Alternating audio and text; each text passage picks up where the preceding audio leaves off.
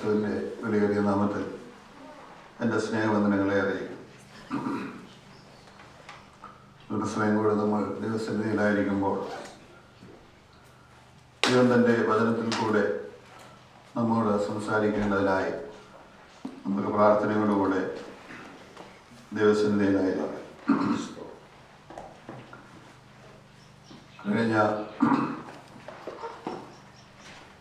സമയങ്ങളിലെല്ലാം ദൈവരാജ്യത്തിൻ്റെ വിവിധ കാര്യങ്ങളെക്കുറിച്ചാണ് നമ്മൾ സംസാരിച്ചുകൊണ്ടിരുന്നത്. ഇന്നും അങ്ങനെയുള്ള ഒരു വിഷയമാണ് ഞാൻ സംസാരിക്കുവാൻ ആഗ്രഹിക്കുന്നത്. ഇന്ന് സംസാരിക്കാൻ ആഗ്രഹിക്കുന്നതായ വിഷയം ദൈവരാജ്യത്തിൽ ജീവിക്കുന്നതായ ദൈവമക്കൾക്ക് നാം ഈ ലോകത്ത് ജീവിക്കുമ്പോൾ തന്നെ ദൈവം ഒരുക്കിയിരിക്കുന്നതായ സ്വസ്ഥതയെക്കുറിച്ചാണ്. ദൈവത്തിന് സ്തോത്രം. ആ വിഷയ എബ്രായ ലേഖനം 3-4 അധ്യായങ്ങൾ ആധാരമാക്കിയാണ് സംസാരിക്കാൻ ആഗ്രഹിക്കുന്നത്. നമ്മുടെ ഇന്നത്തെ ചിന്തയ്ക്കായി 4-ാം അധ്യായം 9 മുതൽ 11 വരെയുള്ളതായ വാക്യങ്ങൾ നമുക്ക് വായിക്കാം. ആകയാൽ ദൈവത്തിന്റെ ജനത്തിന് ഒരു ശബത്തനുഭവം ശേഷിച്ചിരിക്കുന്നു. ദൈവം തന്റെ പ്രവർത്തികളിൽ നിന്ന് എന്ന പോലെ അവന്റെ സ്വസ്ഥതയിൽ പ്രവേശിച്ചവൻ താനും തന്റെ പ്രവർത്തികളിൽ നിന്ന് നിവൃത്തനായി തീർന്നു. അതുകൊണ്ട് ആരും അനുസരണക്കേടിന്റെ സമദൃഷ്ടാന്തത്തിനൊത്തവണ്ണം വീഴാതിരിക്കേണ്ടതിന് നാം ആ സ്വസ്ഥതയിൽ പ്രവേശിക്കുവാൻ ഉത്സാഹിക്കുക.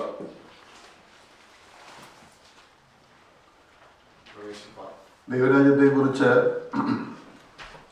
കഴിഞ്ഞ ക്ലാസ്സുകളിൽ ഞാൻ സംസാരിച്ചപ്പോൾ അപ്പോസ്തലനായ പൗലോസ് ലോക ചരിത്രത്തെ 2 യുഗങ്ങളായി തിരിച്ചിരിക്കുന്നു. ആദാമിൻ്റെ യുഗവും യേശുക്രിസ്തുവിൻ്റെ യുഗവും. ഇങ്ങനെ 2 യുഗങ്ങളായി തിരിച്ചിരിക്കുന്നു എന്ന് നമ്മൾ ചിന്തിച്ചു. ഈ ആദാമിൻ്റെ യുഗം എന്ന് പറയുന്നത് പഴയ നിയമത്തിലെ യുഗമായിട്ടോ യേശു ക്രിസ്തുവിൻ്റെ യുഗമെന്ന് പറയുന്നത് പുതിയ നിയമത്തിലെ യുഗമായിട്ടോ നമ്മൾ എടുക്കേണ്ടതായ കാര്യമില്ല. അതിൻ്റെ കാരണമെന്ന് പറയുന്നത് യേശു ക്രിസ്തുവിൻ്റെ മരണം പിതാവായ ദൈവത്തെ സംബന്ധിച്ചിടത്തോളം അത് നിത്യതയിലേ സംഭവിച്ച ഒരു കാര്യമാണ്. അത് ചരിത്രത്തിൽ നടന്നത് ഏകദേശം 2000 വർഷം മാത്രമേ ആകുന്നുള്ളൂ എങ്കിലും ദൈവത്തെ സംബന്ധിച്ചിടത്തോളം യേശു ക്രിസ്തുവിൻ്റെ ക്രൂശ് മരണം എന്ന് പറയുന്നത് അത് നിത്യതയിലേ സംഭവിച്ചു. സ്തോത്രം.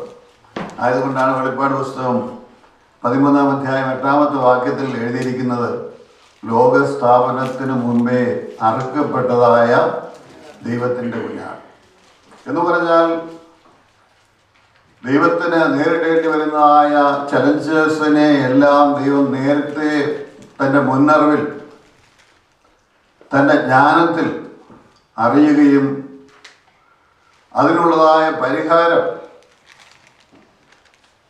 ഉണ്ടാക്കിയതിന് ശേഷമാണ് ദൈവം സൃഷ്ടിപ്പിലേക്ക് പ്രവേശിക്കുന്നത്. അപ്പോൾ ഒരർത്ഥത്തിൽ പറഞ്ഞാൽ യേശു ക്രിസ്തുവിൻ്റെതായ യുഗം യേശു ക്രിസ്തുവിൻ്റെ കാൽവരി മരണത്തിന് അനന്തരമായിട്ട് മാത്രമല്ല, പഴയ നിയമ വിശുദ്ധന്മാർക്കും യേശു ക്രിസ്തുവിൻ്റെ മരണത്തിൽ കൂടെയുള്ളതായ അനുഭവങ്ങൾ അനുഭവിക്കുവാൻ കഴിയുമായിരുന്നു. ദൈവത്തിന് സ്തോത്രം. അങ്ങനെയാണ് പഴയ നിയമ വിശുദ്ധന്മാർ രക്ഷിക്കപ്പെട്ടത്.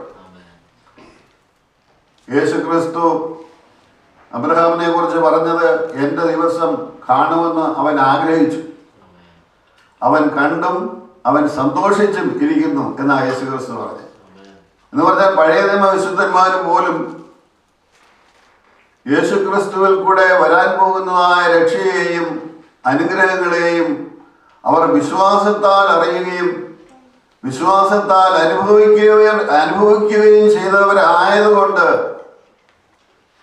ഈ യേശുക്രിസ്തുവിൻ്റെ യുഗം പഴയ നിയമത്തിലും ഉണ്ടായിരുന്നു. ആയതുപോലെ യേശുക്രിസ്തുവിന്റെ മരണത്താൽ പഴയ യുഗം പരാജയപ്പെട്ടു എങ്കിലും ഇപ്പോഴും അത് പൂർണ്ണമായി നശിപ്പിക്കപ്പെട്ടിട്ടില്ല. ചുരുക്കത്തിൽ പറഞ്ഞാൽ പഴയ യുഗവും പുതിയ യുഗവും ഒരുമിച്ചാണ് പോയിക്കൊണ്ടിരിക്കുന്നത്. സ്തോത്രം. യേശുക്രിസ്തുവിന്റെ ഒന്നാമത്തെ വരവിങ്കൽ ലിറ്ററലി ഒന്നാമത്തെ യേശുക്രിസ്തുവിന്റെ യുഗം ആരംഭിച്ചുവെങ്കിലും ഈ ആദാമിന്റെ യുഗത്തെ പരാജയപ്പെടുത്തി പക്ഷെ നശിപ്പിക്കാത്തതിനാൽ രണ്ടും പാരലലായിട്ട് പോയിക്കൊണ്ടിരിക്കുക. ആയതുകൊണ്ടാണ് വിശുദ്ധന്മാരായ നമുക്ക് ധാരാളം പോരാട്ടങ്ങളുള്ളത്. കാരണം രണ്ട് യുഗത്തിൻ്റെയും ക്യാരക്ടറിസ്റ്റിക്സ് പാരലലായിട്ട് നടന്നുകൊണ്ടിരിക്കുക. എന്നാൽ ദൈവമക്കൾക്ക് യേശുക്രിസ്തുവിൽ കൂടെ, ദൈവവചനത്തിൽ കൂടെ, പരിശുദ്ധാത്മാവിൽ കൂടെ പഴയതിൻ്റെ മേൽ ജയമുണ്ട്, പിശാചിൻ്റെ മേൽ ജയമുണ്ട്, പാപത്തിൻ്റെ മേൽ ജയമുണ്ട്. അങ്ങനെ വിജയകരമായ ഒരു ക്രിസ്തീയ ജീവിതം ഈ ലോകത്ത് നയിക്കുവാനായിട്ട് ദൈവമക്കളായ നമുക്ക് സാധിക്കത്തക്കതുവണ്ണം ആവശ്യമായ സകലതും പിതാവായ ദൈവം യേശുക്രിസ്തുവിൽ കൂടെ ചെയ്തിരിക്കുക.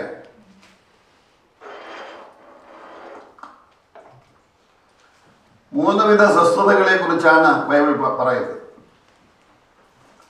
അതിൽ ഒന്നാമത്തെ സ്വസ്ഥത എന്ന് പറയുന്നത് ക്രിയേഷൻ റെസ്റ്റാണ്. പിതാവായ ദൈവം 6 ദിവസവും തൻ്റെ സൃഷ്ടിയിൽ ഏർപ്പെട്ടതിന് ശേഷം താൻ വിശ്രമിച്ചു. ആ വിശ്രമം തൻ്റെ സൃഷ്ടിയും അനുഭവിക്കണമെന്ന് ദൈവം ആഗ്രഹിച്ചു.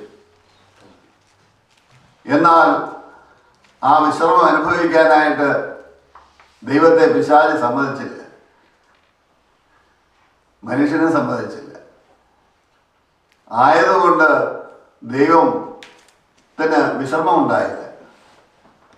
പഴയ നിയമത്തിലുടനീളം പിതാവായ ദൈവം വളരെ ആക്റ്റീവായിട്ട് പ്രവർത്തിക്കുന്നതായിട്ടാണ് കാണുന്നത്.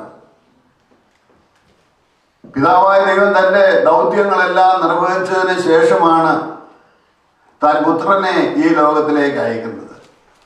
പുതിയ നിയമത്തിൽ ഉടനീളം നമ്മൾ കാണുന്നത് പുത്രന്റെ ദൗത്യങ്ങളാണ്. പുത്രൻ തൻ്റെ ദൗത്യങ്ങളെല്ലാം നിർവഹിച്ച് താൻ മടങ്ങിപ്പോയതിന് ശേഷമാണ് പരിശുദ്ധാത്മാവിനെ തൻ്റെ ദൗത്യം പൂർത്തീകരിക്കുവാനായിട്ട് പെന്തക്കോസ്ത് നാളിൽ പറഞ്ഞു വിടുന്നു. ചുരുക്കത്തിൽ പിതാവായ ദൈവത്തിന് ലഭിക്കാനുള്ളതായ വിശ്രമം ലഭിക്കാതെ വന്നപ്പോൾ അവൻ തൻ്റെ പുത്രനെ ലോകത്തിലേക്ക് അയക്കുകയും ദൈവത്തിന് എന്നേക്കും സ്വസ്ഥത മനുഷ്യന് കൊടുക്കത്തക്കതുപോലെ അവൻ കാൽവരിയിൽ നമുക്ക് വേണ്ടി മരിക്കുകയും ചെയ്തു. ആ മരണത്താലാണ് നമുക്ക് സ്വസ്ഥത യഥാർത്ഥത്തിൽ ഉണ്ടാകുന്നത്. രണ്ടാമത്തെ സ്വസ്ഥത എന്ന് പറയുന്നത് പാപം ചെയ്ത അനന്തരം ഇസ്രായേൽ മക്കൾക്ക് ദൈവം ഒരുക്കിയതായ സ്വസ്ഥതയാണ്. ആ സ്വസ്ഥത എന്ന് പറയുന്നത് കനാൻ ദേശത്തിന്റെ സ്വസ്ഥതയാണ്. വാഗ്ദത്ത ദേശത്ത് അവര് പ്രവേശിക്കുന്നതിലൂടെ അവർക്ക് ലഭിക്കുന്നതായ സമാധാനം, അവർക്ക് ലഭിക്കുന്നതായ സന്തോഷം, അവർക്ക് ലഭിക്കുന്നതായ ശത്രുവിന്റെ മേലുള്ളതായ ജയം. എന്നാൽ അവർക്ക് ആ സ്വസ്ഥത അനുഭവിക്കാനായിട്ട് കഴിഞ്ഞില്ല. അപ്പോൾ സൃഷ്ടിപ്പിലൂടെ ഉള്ളതായ സ്വസ്ഥതയോ ഇസ്രായേൽ മക്കൾക്ക് കൊടുക്കാമെന്ന് ദൈവം വാഗ്ദത്തം ചെയ്ത സ്വസ്ഥതയോ നടപ്പിലാകാഞ്ഞപ്പോൾ യേശു ക്രിസ്തുവിലൂടെയുള്ളതായ സ്വസ്ഥതയാണ് ഇപ്പോഴും ദൈവമക്കളാകുന്ന നമുക്കും ദൈവം ശേഷിപ്പിച്ചിരിക്കുന്നത്. ദൈവത്തിന് സ്തോത്രം. ഇസ്രായേൽ മക്കളുടെ ജീവിതത്തിൽ ഉടനീളം നമ്മൾ യാത്ര ചെയ്യുമ്പോൾ അവർ പ്രധാനമായും 4 അവസ്ഥകളിൽ കൂടെ കടന്നുപോയതായി നമുക്ക് കാണുവാൻ കഴിയും. ആ 4 അവസ്ഥകൾ എന്ന് പറയുന്നത്, ഒന്ന് സിൻ, പാപം; 2 സെർവിറ്റ്യൂഡ് അല്ലെങ്കിൽ സ്ലേവറി, ബോണ്ടേജ്; 3 സോറോ അല്ലെങ്കിൽ റിപ്പൻറ്റൻസ്; 4 സാൽവേഷൻ അല്ലെങ്കിൽ സ്വസ്ഥത. ഈ 4 സ്റ്റേജിൽ കൂടെ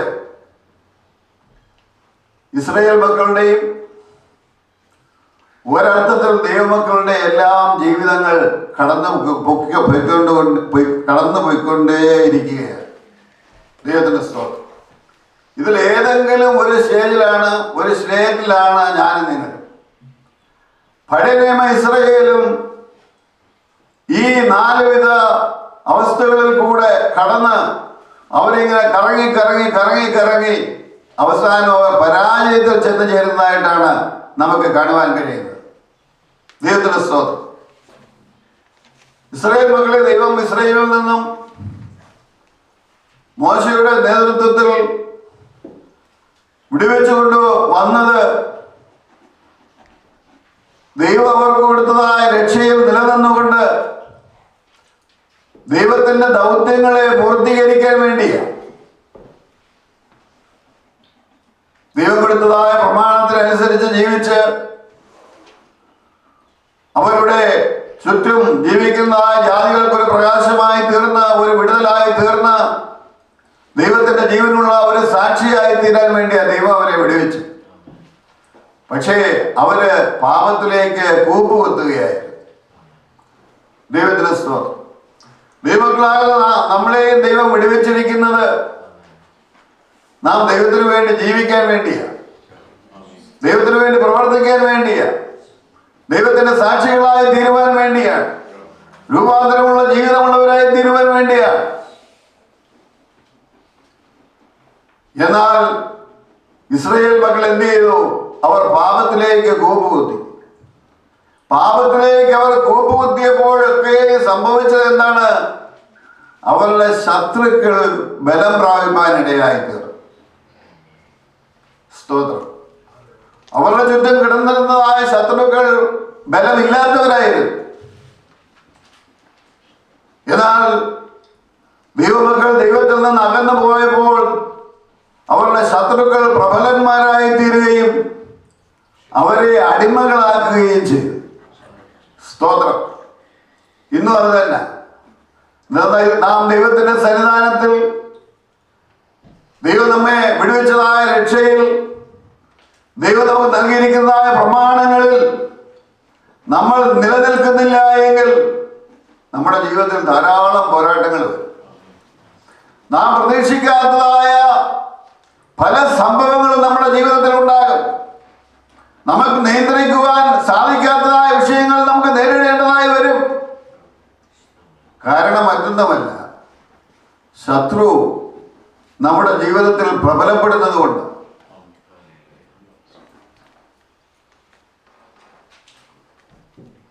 അങ്ങനെ ശത്രു പരാജയപ്പെടുത്തിയ ഒരു ജീവിതത്തിന് രക്ഷ വേണമെന്നുണ്ടെങ്കിൽ അവൻ 3ാമത്തെ സ്റ്റേജിൽ പ്രവേശിക്കണം. അതാണ് സോറോ എന്ന് പറയുന്നത്, അഥവാ മാനസാന്തരം എന്ന് പറയുന്നത്. മാനസാന്തരം ജീവിതത്തിൽ ഉണ്ടാകാതെ ഈ ശത്രുവിന്റെ കയ്യിൽ നിന്ന് രക്ഷപ്രാപിക്കാൻ സാധ്യമല്ല. ഞാനീ പറയുന്ന കാര്യങ്ങൾ ഇസ്രായേലിന്റെ ജീവിതത്തിൽ പല പ്രാവശ്യം ആവർത്തിച്ച കാര്യങ്ങളാണ്. ബൈബിൾ ചരിത്രത്തിൽ നമ്മൾ പഠിക്കുന്ന കാര്യങ്ങളാണ്. അപ്പോൾ അവർ യഥാർത്ഥത്തിൽ അവരുടെ ജീവിതത്തിൽ ഒരു മാനസാന്തരം ഉണ്ടാകുന്നത് വരെയും ശത്രുക്കൾ അവരെ ദണ്ഡിപ്പിച്ചുകൊണ്ടിരുന്നു, ആക്രമിച്ചുകൊണ്ടിരുന്നു, അവരെ പോരാടി അവരെ തകർത്തുകൊണ്ടേയിരുന്നു. നിവൃത്തിയില്ലാതെ വരുമ്പോഴാണ് ഒരു ഉപവാസവും പ്രാർത്ഥനയും ഒക്കെ പ്രഖ്യാപിച്ച് ഒരു മടങ്ങിവരം ഉണ്ടാകുന്നത് അവരുടെ ജീവിതത്തിൽ ഉണ്ടായിട്ടുള്ളത്. ന്യായാധിപന്മാരെ എഴുന്നേൽപ്പിക്കുകയും പുരോഹിതന്മാരെ എഴുന്നേൽപ്പിക്കുകയും രാജാക്കന്മാരെ എഴുന്നേൽപ്പിക്കുകയും അനേക ലിബറേറ്റേഴ്സിനെ ദൈവം എഴുന്നേൽപ്പിച്ച് ദൈവം അവർക്ക് സ്വസ്ഥത കൊടുത്തത് അവർ മാനസാന്തരപ്പെട്ട് നിലവിളിച്ചപ്പോഴാണ്. ദൈവത്തിന് സ്തോത്രം. എന്നാൽ ദൈവം അവർക്ക് കൊടുത്തതായ ആ സ്വസ്ഥതയിൽ നിലനിൽക്കുവാനായിട്ട് അവർക്ക് കഴിഞ്ഞില്ല. അവർ വീണ്ടും ഇങ്ങനെ കറങ്ങി കറങ്ങി അവരുടെ ജീവിതം പരാജയത്തിലാണ് അവസാനിച്ചത്. 2 കൊരിന്ത്യർ ലേഖനം 10-ാം അധ്യായം 1 കൊരിന്ത്യർ 10-ന്റെ 1 മുതൽ 12 വരെയുള്ളതായ വാക്യങ്ങൾ വായിക്കുമ്പോൾ ഇസ്രായേലിയരുടെ ജീവിതത്തിൻ്റെ ഒരു സമ്മറി അവിടെ കാണുവാനായിട്ട് കഴിയും. 1 കൊരിന്ത്യർ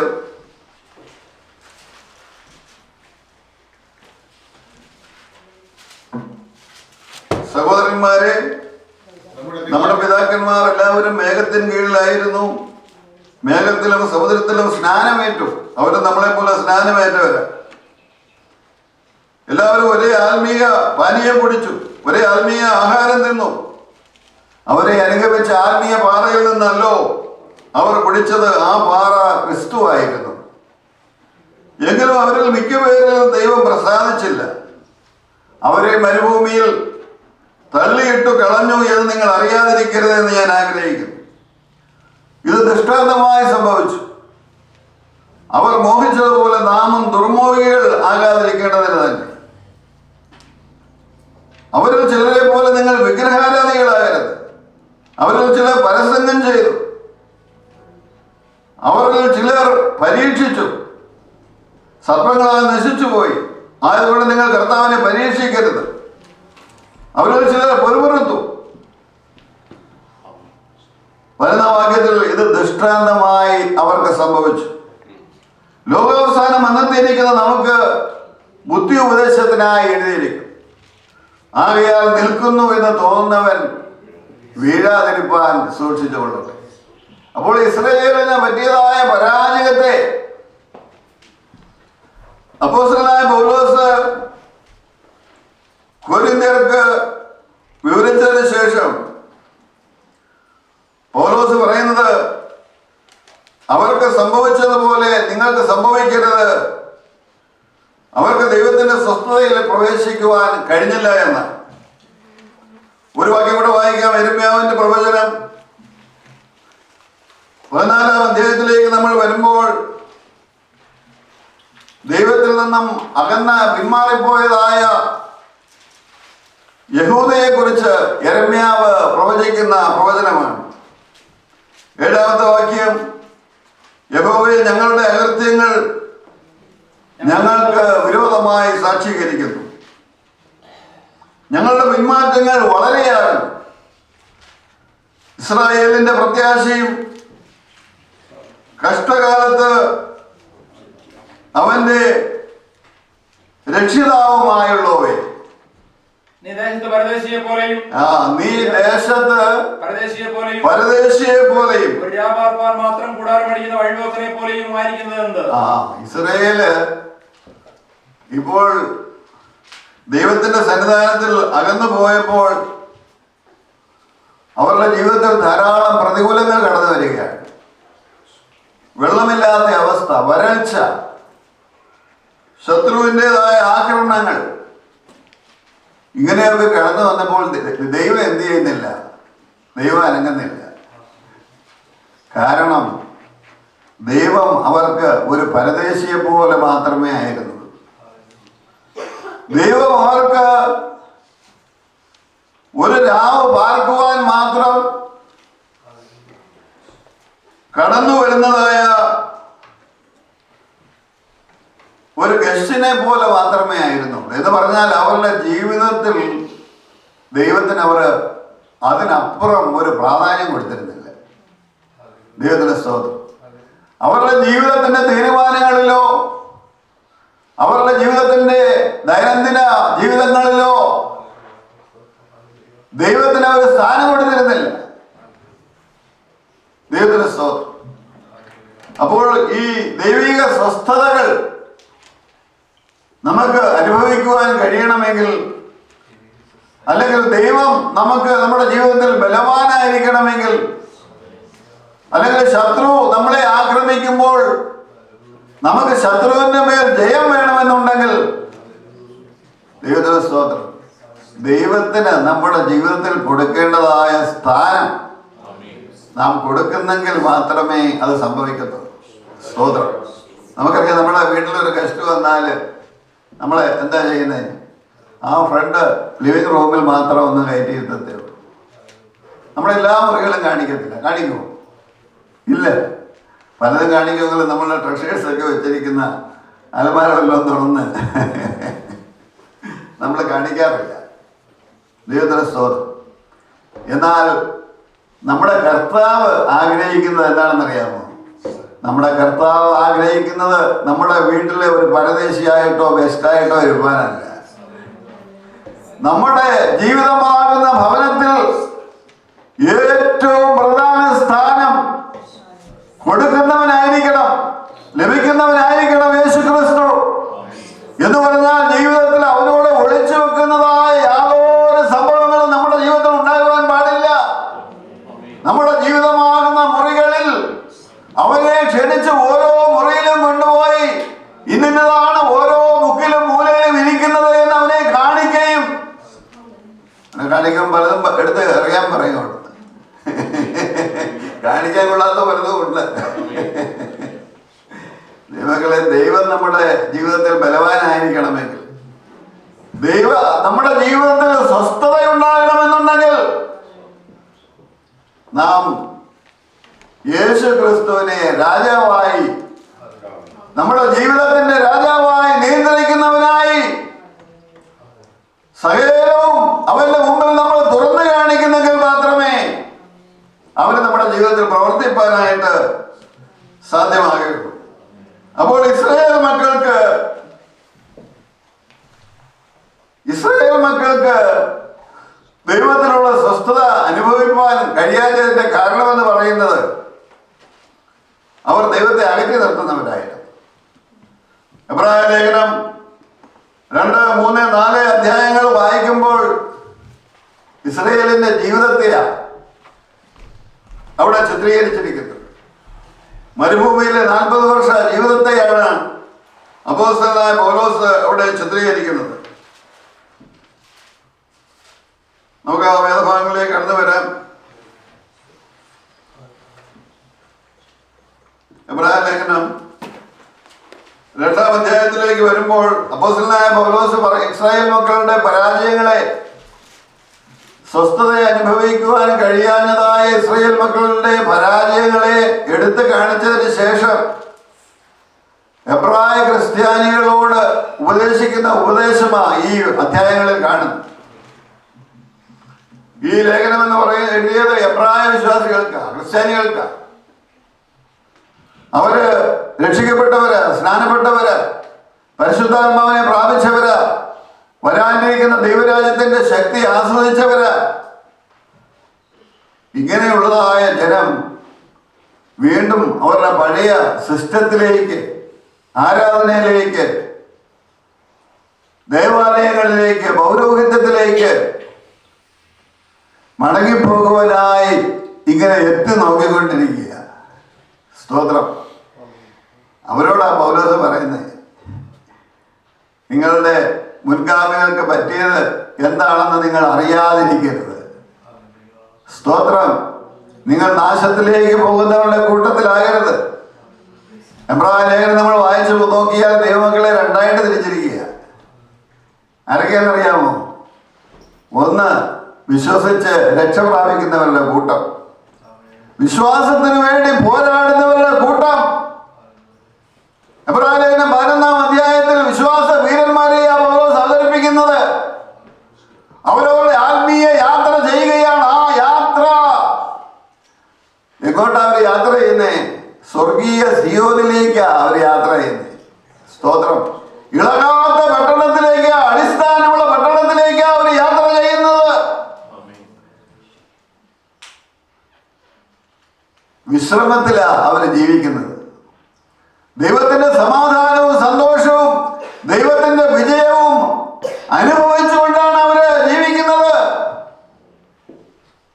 11-ാം അധ്യായത്തിലെ വിശ്വാസ വീരന്മാരുടെ ജീവിതം നോക്കുമ്പോൾ എല്ലാവർക്കും വിജയമൊന്നും ആയിരുന്നില്ല.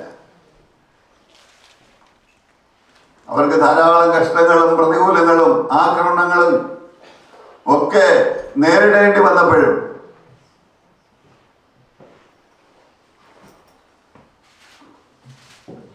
അവരാരും പരാജയപ്പെട്ടില്ല. ദൈവത്തിന് സ്തോത്രം. കാരണം അവരുടെ ദൈവം അവരോടുകൂടെ ഉണ്ടായിരുന്നു. അവരുടെ ദൈവം അവരോടുകൂടെ ആയതുകൊണ്ട് അവരെ സ്വസ്ഥത അനുഭവിച്ച അവരെ ജീവിച്ചു. അപ്പോൾ ഈ രണ്ടാമത്തെ 2-3 അധ്യായങ്ങളിൽ അപ്പോസ്തലനായ പൗലോസ്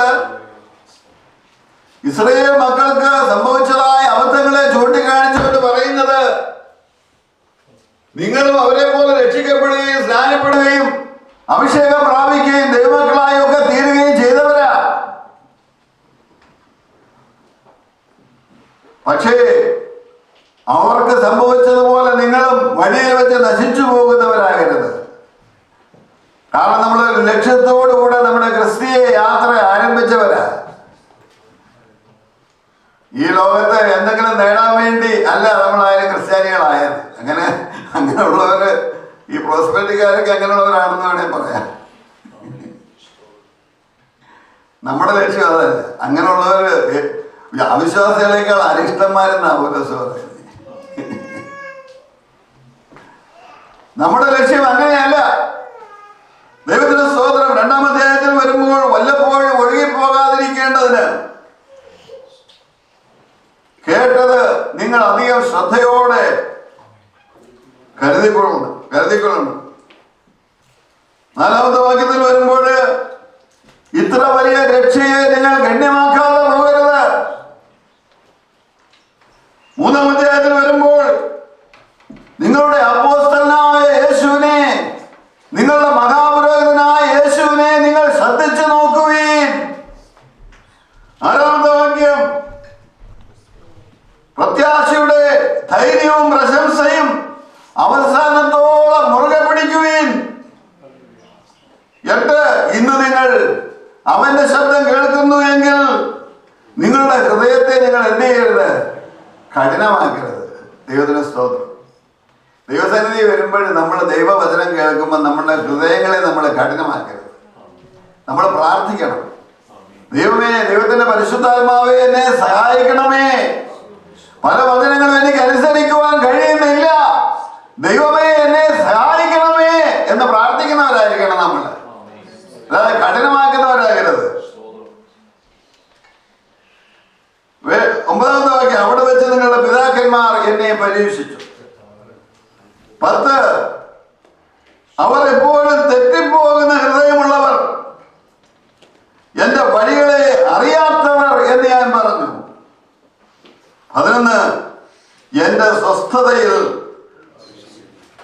അവർ എന്റെ സ്വസ്ഥതയിൽ പ്രവേശിക്കുകയില്ല എന്ന് എന്റെ ക്രോധത്തിൽ ഞാൻ സത്യം ചെയ്തു. 12, അവിശ്വാസമുള്ളതായ ദുഷ്ടഹൃദയം നിങ്ങളിൽ ഉണ്ടാകാതിരിക്കാൻ നോക്കുകയും. 13, പാപത്തിന്റെ ചതിയാൽ ഹൃദയത്തിന് കാഠിന്യമുണ്ടാകുന്നു, അതുകൊണ്ട് പാപത്തിൽ നിന്ന് ഒഴിഞ്ഞിരിക്കും.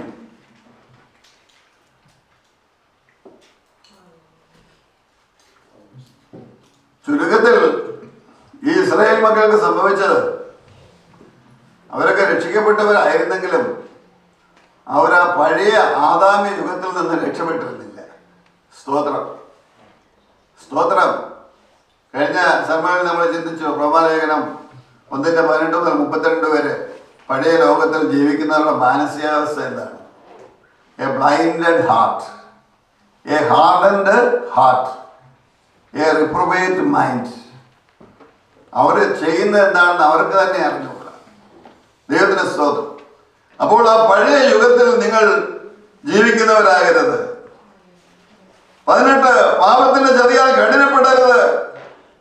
14, ആദ്യ വിശ്വാസം അവസാനത്തോളം മുറുകെ പിടിച്ചുകൊള്ളുകയും.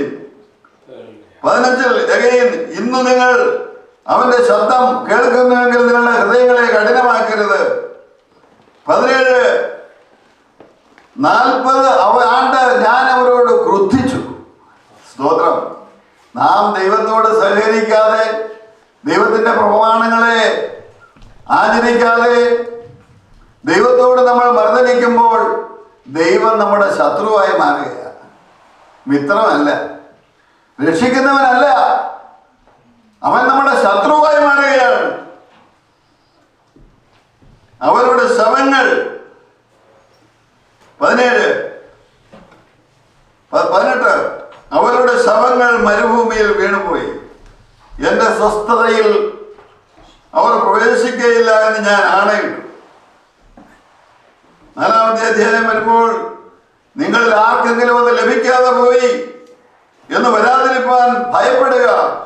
നാമും അവരെ പോലെ ഒരു സത്യവർത്തമാനം കേട്ടവരാകുന്നു. എങ്കിലും കേട്ടവരിൽ വിശ്വാസമായി പരിണമിക്കായതുകൊണ്ട് കേട്ട വചനം അവർക്ക് ഉപകാരമായി വന്നില്ല. സ്തോത്രം. നമ്മൾ എത്ര വചനം കേൾക്കുന്നു എന്നുള്ളതല്ല, എത്ര പ്രസംഗം കേൾക്കുന്നു എന്നുള്ളതല്ല, കേൾക്കുന്നതായ വചനം നമുക്ക് ഉപകാരമായി വരണം. 7-ാമത്തെ വാക്യത്തിൽ വരുമ്പോൾ ദാവീദിൽ കൂടെ ദൈവം പ്രവചിക്കുന്ന പ്രവചനം എടുത്തുകൊണ്ട് പൗലോസ് പറയുകയാണ്, ഇന്ന് നിങ്ങൾ അവന്റെ ശബ്ദം കേൾക്കുന്നുവെങ്കിൽ നിങ്ങളുടെ ഹൃദയം കഠിനമാക്കരുത് എന്ന് പറഞ്ഞതുപോലെ ഇന്നേ എന്നൊരു ദിവസം പിന്നെ നിശ്ചയിക്കുന്നു. യോശുവ അവർക്ക് സ്വസ്ഥത വരുത്തിയിരുന്നു എങ്കിൽ മറ്റൊരു ദിവസത്തെ കുറിച്ച് പിന്നത്തേതിൽ കൽപ്പിക്കുകയില്ലായിരുന്നു. ആകയാൽ ദൈവജനത്തിന് ഒരു ശബത്ത് അനുഭവം ശേഷിച്ചിരിക്കുന്നു. ദൈവത്തിന് സ്തോത്രം. അപ്പോൾ യോശുവയ്ക്ക് അവർക്ക് സ്വസ്ഥമെടുപ്പാൻ കഴിഞ്ഞില്ല. ഇസ്രായേൽ മക്കൾ അനുസരണം കെട്ടവരായിരുന്നു. ഈജിപ്തിൽ നിന്നും പുറപ്പെട്ട് ഏതാനും ദിവസങ്ങൾ കൊണ്ട് 10-13 ദിവസങ്ങൾ കൊണ്ട് അവരുടെ വാഗ്ദത്ത നാട്ടിൽ അവർക്ക് പ്രവേശിക്കാമായിരുന്നു. അതിന് പകരം 40 വർഷക്കാലം അവർ മരുഭൂമിയിൽ ചുറ്റിക്കറങ്ങേണ്ടി വന്നു. ചുറ്റിക്കറങ്ങിയെന്ന് മാത്രമല്ല, അവിടെ അവർ പട്ടുപോയി. അവരുടെ ശവങ്ങൾ മരുഭൂമിയിൽ വീണു, അളിഞ്ഞുപോയി. അനാഥമായ മൃതദേഹങ്ങളായിരുന്നു. ദൈവത്തിന് സ്തോത്രം. കാരണം ദൈവം അവരെ കൈവിട്ടു. ദൈവം അവർക്ക് വേണ്ടി ഒരുക്കിയതായ കനാൻ ദേശത്ത് കയറുവാനായി അവർക്ക് കഴിഞ്ഞില്ല. യോശുവയും കാലേബും അടുത്ത ഒരു ജനറേഷനും അല്ലാതെ ആർക്കും അതിൽ പ്രവേശിപ്പാൻ കഴിഞ്ഞു. യോശുവയുടെ നേതൃത്വത്തിൽ അവർ പ്രവേശിച്ചു എങ്കിലും അവരുടെ ശത്രുവിനെ എല്ലാം അവർക്ക് കീഴടക്കുവാൻ കഴിയാഞ്ഞത് കൊണ്ട് ഒരിക്കലും അവർക്ക് സ്വസ്ഥതയില്ലായിരുന്നു. ശത്രു ബലപ്പെട്ടു. അവർ കീഴടക്കേണ്ടിയിരുന്നതായ ശത്രുക്കൾ ബലപ്പെടുകയും അവരെ തിരിച്ച് ആക്രമിച്ച് നശിപ്പിക്കുകയും. ഇസ്രായേലിന്റെ ചരിത്രം നോക്കുമ്പോൾ 2 ദേശമായി, രാഷ്ട്രമായി അത് പിരിയുകയും ഇസ്രായേലിനെ അശൂർ രാജാക്കന്മാരും യഹൂദയെ ബാബിലോണിയൻ രാജാക്കന്മാരും ആക്രമിച്ച് നശിപ്പിക്കുന്നതായിട്ടാണ് നമ്മൾ കാണുവാൻ കഴിയുന്നത്. ദൈവത്തിന് സ്തോത്രം. ആയതുകൊണ്ട് അപ്പോസ്തലനായ പൗലോസ് പറയുന്നത് നാം എങ്ങനെയായിരിക്കണമെന്നാണ്. പഴയ നിയമ ഇസ്രായേലിനെ ഉദ്ധരിച്ചുകൊണ്ട്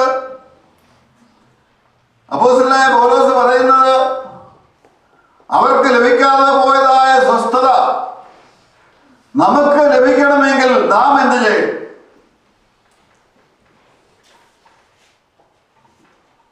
നാം താഴോട്ട് വരുമ്പോൾ അതിനുള്ളതായ പ്രതിവിധി കൂടെ പൗലോസ് പറയുന്നു. 12-ാമത്തെ വാക്യം, 14-ാമത്തെ വാക്യം. അതുകൊണ്ട് ആരും അനുസരണക്കേടിന്റെ സമദൃഷ്ടാന്തത്തിനൊത്തോളം വീഴാതിരിക്കേണ്ടതിന് നാം ആ സ്വസ്ഥതയിൽ പ്രവേശിപ്പാനായി ഉത്സാഹിക്കാം. ദൈവത്തിന്റെ വചനം ജീവനും ചൈതന്യമുള്ളതായി ഇരുവായുത്തിലുള്ള ഏത് വാളിനേക്കാളും മൂർച്ചയേറിയതും പ്രാണനെയും ആത്മാവിനെയും. ദൈവവചനത്തിൽ എന്താണെന്നാ പൗലോസ് ഇൻട്രൊഡ്യൂസ് ചെയ്യുന്നത്. സ്തോത്രം. ഈ ദൈവവചനം എന്ന് പറയുന്നത് നമ്മളെ വാലല്ല തലയാക്കാനായിട്ട് വരുന്ന ആളെന്ന് തന്നെ. ദൈവത്തിന് സ്തോത്രം. ദൈവത്തിന് സ്തോത്രം. ദൈവത്തിൻ്റെ വചനം പരിശുദ്ധാത്മാവിൻ്റെ വാളാണ്. ഈ വാള് ശത്രുവിനെ നിഗ്രഹിക്കുന്ന വാളാണ്. സ്തോത്രം. തൻ്റെ ജനത്തെ രക്ഷിക്കുന്ന വാള് മാത്രമല്ല, ശത്രുവിനെ നിഗ്രഹിക്കുന്ന വാളാണ്. ആ വാൾ ഓങ്ങിയത് കൊണ്ടാണ് ഇസ്രായേൽ മരുഭൂമിയിൽ പട്ടുപോയത്. സ്തോത്രം, ദൈവത്തിന് സ്തോത്രം. ദൈവത്തിൻ്റെ വാള് ശത്രുവിനെ നിഗ്രഹിക്കുന്ന വാളാണ്. ദൈവവചനത്തോട് മത്സരിക്കുന്നവനെ നശിപ്പിക്കുന്ന വാളാണ്.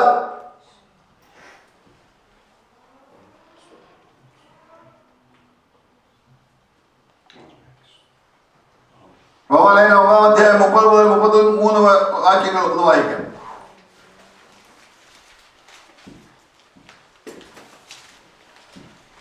ആകയാൽ നാം എന്ത് പറയേണ്ടു?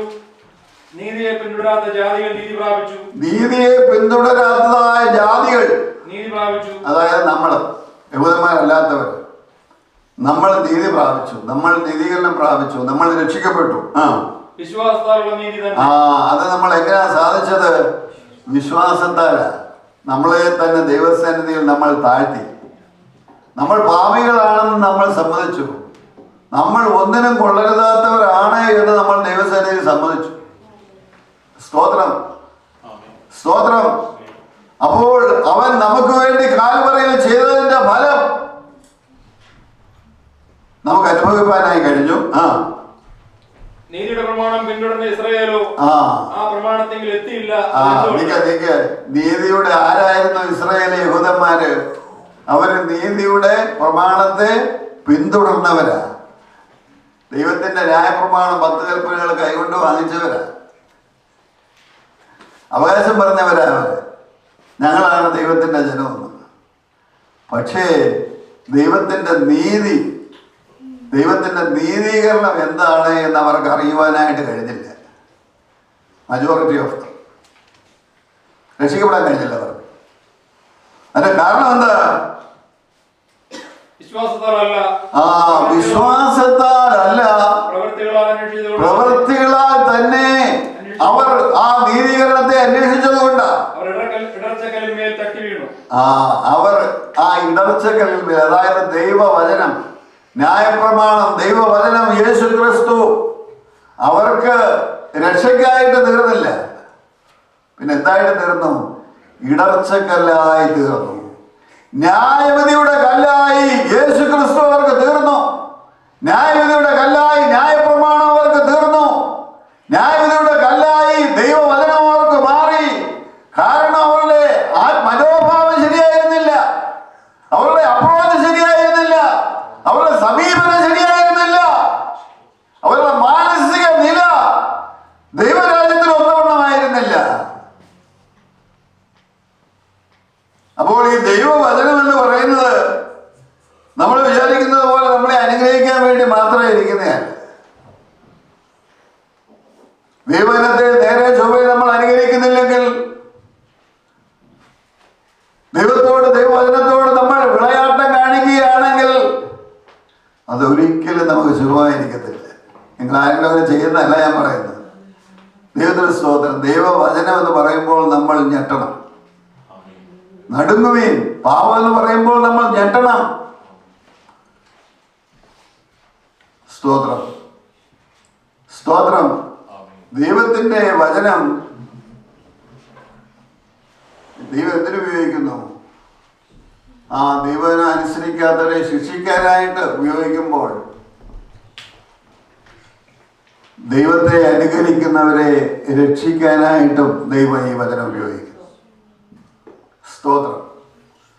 ഇവിടെ താഴോട്ട് നമ്മൾ വായിക്കുമ്പോൾ വായിച്ച് 4:12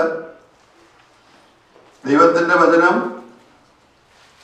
ജീവനും ചൈതന്യവും ഉള്ളതായി ഇരുവായ്ത്തലയുള്ള ഏത് വാളിനേക്കാളും മൂർച്ചയുള്ളതും പ്രാണനെയും ആത്മാവിനെയും സന്ധിമഞ്ചുകളെയും വേർപിടിവിക്കും വരെ തുളച്ചു ചെല്ലുന്നതുമാകുന്നു. എന്ന് പറഞ്ഞാല് ഇത് ഒരു സർജിക്കൽ ഇൻസ്ട്രുമെന്റ്. എന്താണ്? ഒരു സർജിക്കൽ ഇൻസ്ട്രുമെന്റ് ആണ്. ഒരു ശത്രുവിനെ വെട്ടാൻ വേണ്ടി മാത്രമല്ല, വിശ്വാസികളെ സർജന ചെയ്യാനും ദൈവവചനം ദൈവം ഉപയോഗിക്കുന്നു. സ്തോത്രം. സ്തോത്രം. ഇത് ആത്മാവിന്റെ വാളെന്ന ദൈവത്തിന്റെ വചനത്തെ പരിശുദ്ധാത്മാവാണ് ഉപയോഗിക്കുന്നത്. സ്വസ്ഥയെക്കുറിച്ച് നമ്മൾ വായിക്കാൻ പോവുക. പക്ഷേ സ്വസ്ഥയെ പ്രവേശിക്കണമെങ്കിൽ ദൈവമക്കൾ എന്ത് ചെയ്യണമെന്ന് അറിയാമോ? ദൈവത്തിൻ്റെ സർജറിയിൽ കൂടെ ദിവസം തോറും കടന്നു പോകണം.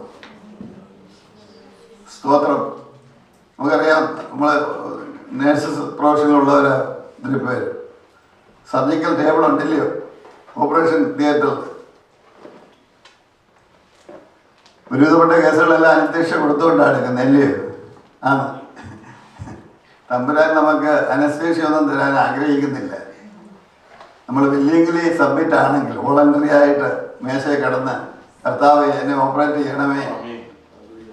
അവൻ്റെ കണ്ണ് അഗ്നിജാലിക്കൊത്ത കണ്ണ. അവൻ്റെ മുമ്പിൽ ഒന്നും മറഞ്ഞിരിക്കുന്നില്ല.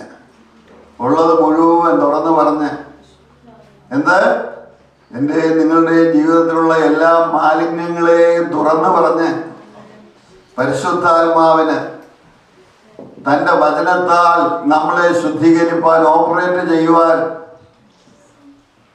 നമ്മൾ വില്ലിങ് ആണെങ്കിൽ അനസ്തീഷ്യ തരത്തില്ല കേട്ടോ. വലിയ കേടൊന്നും ഇല്ലാതെ ഓപ്പറേഷൻ നടത്തും. വലിയ കേടൊന്നും ഇല്ലാതെ അങ്ങനെ വില്ലിങ് അല്ലെങ്കിൽ ചിലപ്പോൾ അനസ്തീഷ്യ തന്നെന്നിരിക്കും.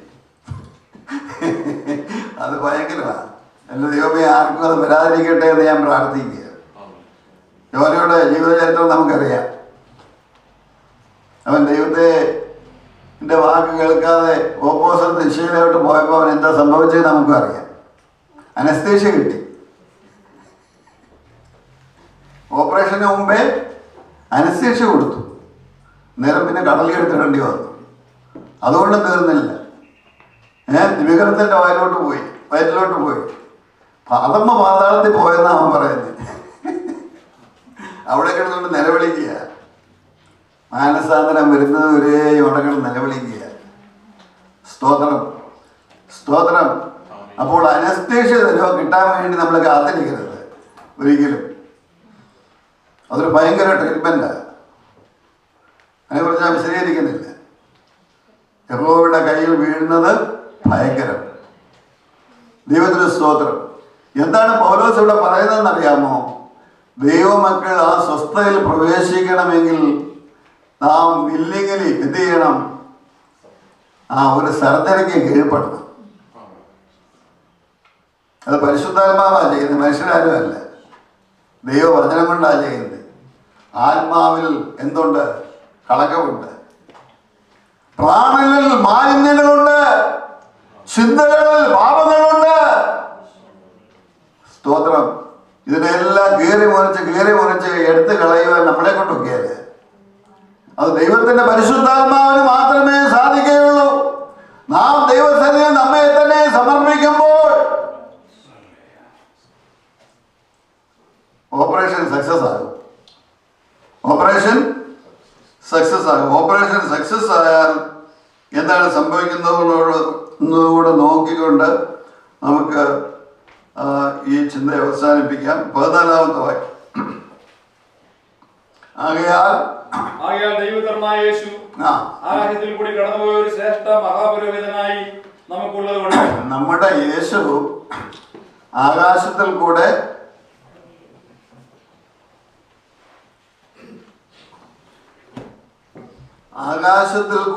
കടന്നുപോയതായ ശ്രേഷ്ഠ മഹാപുരോഹിതനാണ്. ആകാശമണ്ഡലം പൈശാചിക മണ്ഡലമാണ്. പൈശാചിക മണ്ഡലങ്ങളെ എല്ലാം കീഴ്പ്പെടുത്തിക്കൊണ്ട് അവന് എതിര് നിന്ന എല്ലാ ശക്തികളെയും പരാജയപ്പെടുത്തിക്കൊണ്ട്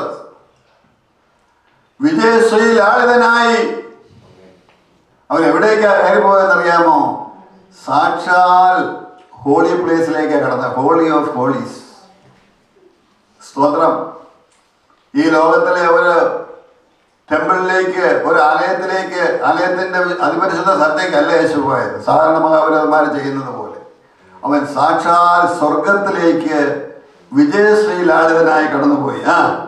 അടുത്തത് നാം നമ്മുടെ സ്വീകാര്യം നമ്മൾ എന്ത് സ്വീകരിച്ചു, നമ്മൾ എന്ത് ഏറ്റുപറഞ്ഞു, നമ്മൾ ഏതിനെല്ലാം കൺവിക്റ്റഡ് ആയിരിക്കുന്നു, കൺവിൻസ്ഡ് ആയിരിക്കുന്നു, ഇതിനെയെല്ലാം നമ്മൾ മുറുകെ പിടിച്ചു കൊള്ളണം. നമുക്കുള്ള മഹാപുരോഹിതൻ നമ്മുടെ ബലഹീനതകളിൽ സഹതാപം കാണിപ്പാൻ കഴിയാത്തവനല്ല, അല്ല, പാപമൊഴിയെ സർവ്വത്തിലും നമുക്ക് തുല്യമായി പരീക്ഷിക്കപ്പെട്ടവനത്രേ നമുക്കുള്ളത്.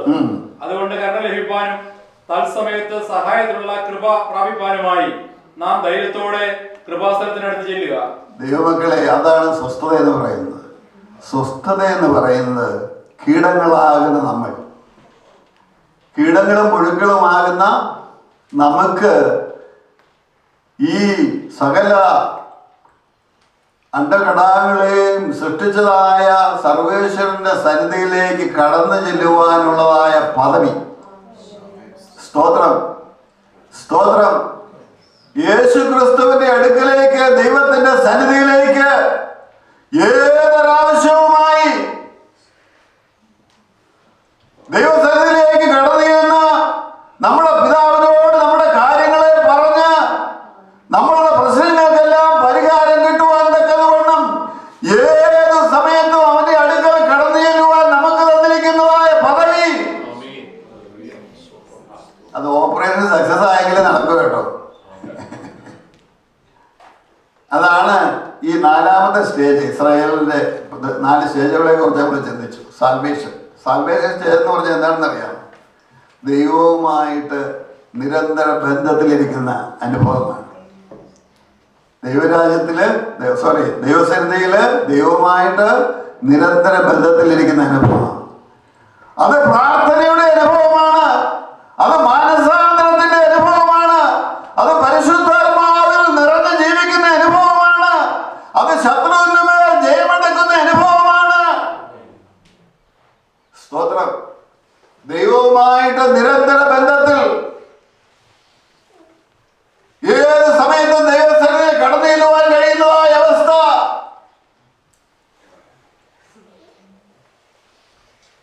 അത് ഈ ലോകത്ത് വെച്ച് തന്നെ നമ്മൾ അനുഭവിക്കണം. അതാണ് ദൈവം ആഗ്രഹിക്കുന്നത്. അതാണ് ദൈവരാജ്യത്തിന്റെ സ്വസ്ഥത എന്ന് പറയുന്നത്. സ്തോത്രം, സ്തോത്രം. ഇസ്രായേൽ മക്കൾക്ക് അനുഭവിക്കുവാൻ ഒക്കാഞ്ഞതും അതുകൊണ്ടാണ്. നമ്മൾ വിചാരിക്കരുത് ദൈവം നമുക്ക് ഈ ലോകത്ത് വെച്ചിരിക്കുന്നതായ സ്വസ്ഥത അനുഭവിക്കാതെ നിത്യസ്വസ്ഥതയിലേക്ക് പ്രവേശിക്കാൻ ഒക്കെ നമ്മൾ വിചാരിക്കരുത്. നിത്യസ്വസ്ഥത പ്രതിയാസത്തിലും പുതിയ ഭൂമിയിലുമാണ്. അതിനുവേണ്ടി നമ്മൾ പെടേണ്ടത് ഇവിടെ ശരീരത്തിൽ ഇരിക്കുമ്പോഴാണ്. നമ്മൾ വിചാരിക്കരുത് നമ്മൾ ഈ ലോകത്ത് വെച്ച് ഒരുങ്ങാതെ അങ്ങ് കയറി ഏതാണ്ട് ഒരുക്കം നടക്കുമെന്ന് നമ്മൾ വിചാരിക്കരുത്.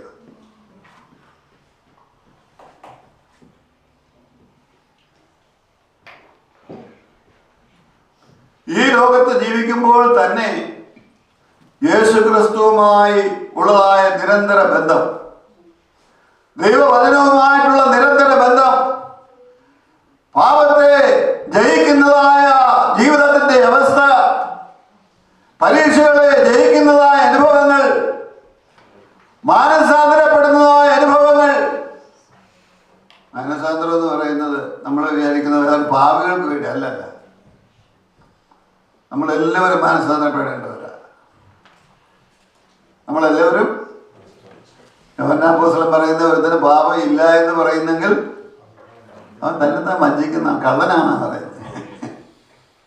അങ്ങനെ ഒരു പാപവും ഇല്ലാതെ ശരീരത്തിൽ ജീവിച്ചിട്ടുള്ള ഒരു ഭക്തനുമില്ല. ബൈബിളിലെ ഏറ്റവും വലിയ ഭക്തന്മാരെന്ന് പറയുന്നത് ഒരു പാപവും ചെയ്യാത്തവരല്ല. പാപത്തിൽ വീഴുമ്പോൾ ഞെട്ടി മാനസാന്തരപ്പെടുന്നവനെ യഥാർത്ഥ ഭക്തൻ. സ്തോത്രം, സ്തോത്രം.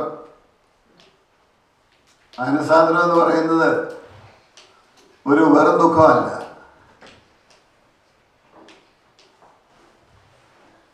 അങ്ങനെ ദുഃഖിച്ച ഒത്തിരി പേരുണ്ട്. യൂദായി ദുഃഖിച്ചവനാ, പക്ഷെ വല്ല പ്രയോജനം ഉണ്ടാകും. യൂദായിക്കും യേശാവിനൊന്നും ഒരു പ്രയോജനം ഉണ്ടല്ലോ. എത്രയോ പേര് കറഞ്ഞ് അയ്യക്കാവ് വിളിച്ചിട്ടുണ്ട്, ഒരു പ്രയോജനം ഉണ്ടായിട്ടില്ല. മാനസാന്തരം എന്ന് പറഞ്ഞാൽ ആ ദുഃഖത്തിനൊരു വ്യാപ്തിയുണ്ട്. എന്താണ് ആ വ്യാപ്തി എന്നറിയാമോ? നമ്മൾ ചെയ്തു പോയ പാപത്തെക്കുറിച്ച് ഒരു വലിയ വെറുപ്പ്, ആ ദുഃഖത്തിലുണ്ടാകണം. ഞാൻ പറഞ്ഞ ഞങ്ങൾക്ക് മനസ്സിലായെന്ന് എനിക്കറിയാൻ വയ്യ. നമ്മൾ ചെയ്തു പോയ പാപത്തെക്കുറിച്ച് ദുഃഖിക്കുമ്പോൾ ആ ദുഃഖത്തിനൊരു ഡെപ്ത്, ആഴം. എന്താണ് ആഴം എന്നറിയാമോ? ആ പാപത്തെ നമ്മൾ വീണ്ടും ചെയ്യാതെ വണ്ണം അതിനോടൊരു വെറുപ്പുണ്ടാകണം നമുക്ക്. അത്രത്തോളം ആഴത്തിൽ ആ ദുഃഖം വരുന്നെങ്കിൽ ആ പാപത്തിൽ നമ്മൾ മാനസാന്തരപ്പെട്ടു എന്ന് പറയാനോ. നമ്മൾ ദൈവത്തോട് ക്ഷമ വെച്ചിട്ട് നാളെ അത് ചെയ്യുകയാണെങ്കിൽ അത് മാനസാന്തരമല്ല, ദൈവത്തെ കളിപ്പിക്കാൻ നോക്കുക.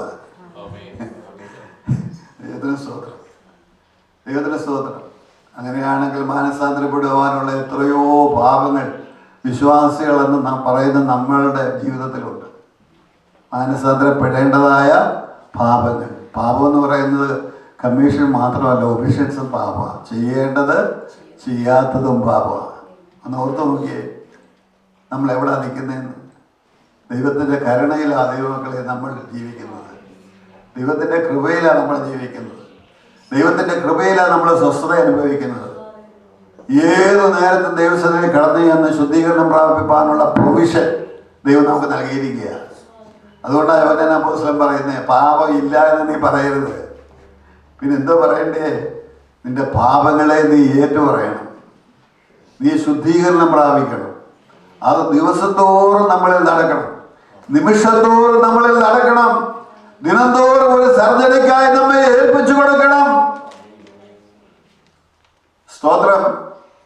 അപ്പോൾ മാനസാന്തരപ്പെടുന്നവരായി നമ്മൾ തീരണം. അങ്ങനെ നമ്മൾ തീരുമ്പോഴാണ് ആ സ്വസ്ഥതയിൽ പ്രവേശിപ്പാൻ, വിജയകരമാകുന്ന ക്രിസ്തീയ ജീവിതത്തിൽ പ്രവേശിക്കുവാൻ, ദൈവം നമുക്ക് വേണ്ടി ഒരുക്കിയിരിക്കുന്ന സമാധാനത്തിലേക്ക് പ്രവേശിക്കുവാൻ. നമുക്ക് പ്രയാസവും പ്രതികൂലവും ദുഃഖവും രോഗമൊന്നും വരത്തില്ലെന്നല്ല എൻ്റെ അർത്ഥം. എന്ത് കടന്നു വന്നാലും നമുക്ക് ദൈവസന്നിധിയിൽ നേരോടെ ധൈര്യത്തോടെ നിൽക്കുവാനുള്ള കൃപ ആര് തരും? തമ്പുരാൻ തരും. അത് ക്രൂശെടുത്ത് ജീവിക്കുന്ന അനുഭവമാണ്. അവിടെ ആ പൗലോസിൻ്റെ വിജയം. തൻ്റെ ജീവിതം, തൻ്റെ അപ്പോസ്തലനായ പൗലോസിൻ്റെ ജീവിതം നിങ്ങളെല്ലാവരും ഒന്ന് പഠിക്കണം. താൻ അനുഭവിച്ചതായ കഷ്ടങ്ങൾ, താൻ കടന്നുപോയതായ ശോധനകൾ, എന്നിട്ട് താൻ പറയുന്നത്, ഞാൻ ജയോത്സവമായി ദൈവം എന്നെ നടത്തും. നീതിമാന്റെ കൂടാരങ്ങളിൽ ജയത്തിൻ്റെയും ഉല്ലാസത്തിൻ്റെയും ഘോഷമുണ്ട്. എങ്ങനെയാ ഘോഷം ലഭിക്കുന്നതെന്ന് അറിയാമോ? ദൈവത്തിൻ്റെ സന്നിധിയിൽ ദൈവത്തിൻ്റെ സ്വസ്ഥത അനുഭവിക്കുന്നതിലൂടെ. സ്തോത്രം. യോബ് അതുകൊണ്ടാണ് പറഞ്ഞത്, എൻ്റെ ഈ ശരീരം കൂടെ പോയാലും കുഴപ്പമൊന്നുമില്ല, ഞാൻ ദേഹസഹിതനായി അവനെ കാണും. ഹബക്കൂക്ക് കഥ പറഞ്ഞത്, എൻ്റെ നീതിമാൻ വിശ്വാസത്താൽ ജീവിക്കും. സ്തോത്രം. ആയാൽ അത് ഞാൻ കൺക്ലൂഡ് ചെയ്യുകയാണ്. ഇസ്രായേൽ മക്കൾക്ക് സംഭവിച്ചതുപോലെ നമുക്കാർക്കും സംഭവിക്കുവാനായി ഇടയാകരുത്. കാരണം നമുക്ക് വേണ്ടി ഒരു ശബത്ത് അനുഭവം, ഒരു സ്വസ്ഥതയുടെ അനുഭവം, ഒരു ദൈവരാജ്യത്തിൻ്റെ അനുഭവം, ഒരു സമാധാനത്തിൻ്റെ അനുഭവം, ഒരു വിജയത്തിൻ്റെതായ അനുഭവം ദൈവം നമുക്ക് ഒരുക്കിയിട്ടുണ്ട്. അത് ഈ ലോകത്ത് വെച്ച് ജീവിക്കാനാ. ഇപ്പോൾ ഇൻ ദ പ്രസന്റ് ഡേ വിജയകരമായ ക്രിസ്തീയ ജീവിതം, അതാണ് ദൈവരാജ്യം വിഭാവനം ചെയ്യുന്നത്. സ്തോത്രം. ദൈവരാജ്യത്തിലെ വിശ്രമത്തെക്കുറിച്ച് ഞാൻ നിങ്ങളോട് സംസാരിച്ചു. ദൈവരാജ്യത്തിൽ നമുക്ക് വിശ്രമമുണ്ട്, ദൈവരാജ്യത്തിൽ നമുക്ക് സ്വസ്ഥതയുണ്ട്, ദൈവരാജ്യത്തിൽ നമുക്കൊരു ഉടയവനുണ്ട്. സ്തോത്രം. നമ്മൾ ദൈവരാജ്യത്തിൽ ഏതാണ്ട് ഒത്തിരി കാര്യങ്ങൾ കാണിച്ചു കൂട്ടുന്നതല്ല. യേശു ക്രിസ്തുവിൽ ആയിത്തീരുക, യേശു ക്രിസ്തുവിൽ ജീവിക്കുക, യേശു ക്രിസ്തുവിൽ ആശ്രയിക്കുക, യേശു ക്രിസ്തുവിനോട് ചേർന്നിരിക്കുക. ദൈവത്തിന് സ്തോത്രം. അതിനായി ദൈവം നമ്മെ സഹായിക്കട്ടെ എന്ന് പ്രാർത്ഥിച്ചുകൊണ്ട് എൻ്റെ വാക്കുകൾ